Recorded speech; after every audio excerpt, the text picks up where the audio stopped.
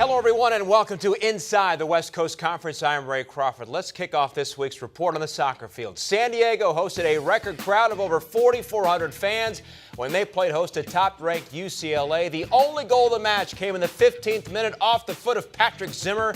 The junior's tally came in his first shot of the season, and it turned out to be the game winner in the 1-0 upset of the Bruins.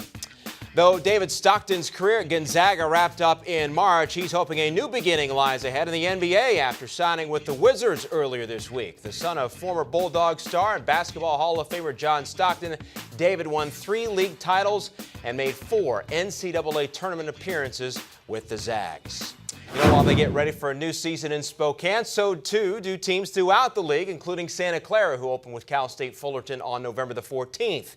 Here to talk more about the Broncos, their head coach, Kerry Keating. And Coach, you had a lot of experience on the roster last season. This year, there's quite a bit of youth. What differences do you expect to see from your team this year as opposed to last year?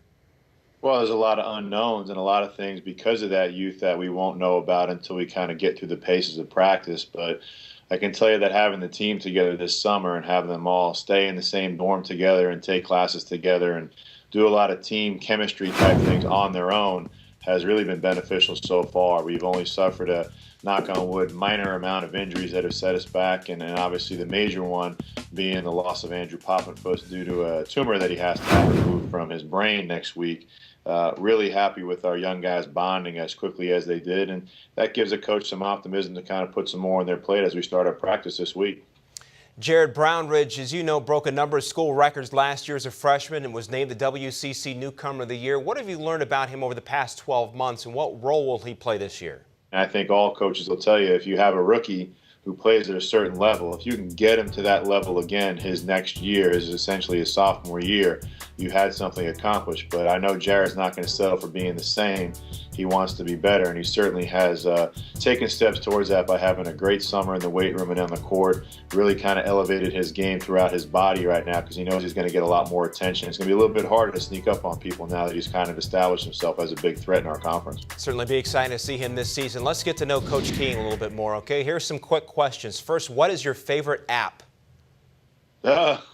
I got no more room left on my iPhone for whatever that app may be because it's always the latest and greatest. I probably got to get my Instagram game up to make it my best and most favorite app. Keeps you busy. All right, A's or Giants?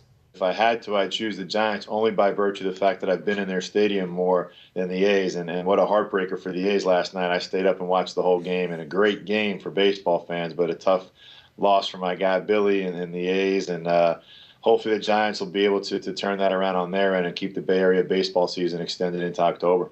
All right, you're a good sport, Coach. Thanks for taking the time. Best of luck to you this season.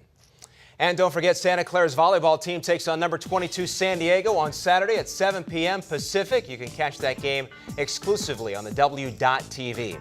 That's it for this week. Be sure to catch us again next week as we go inside the West Coast Conference. I'm Ray Crawford. Thanks for watching.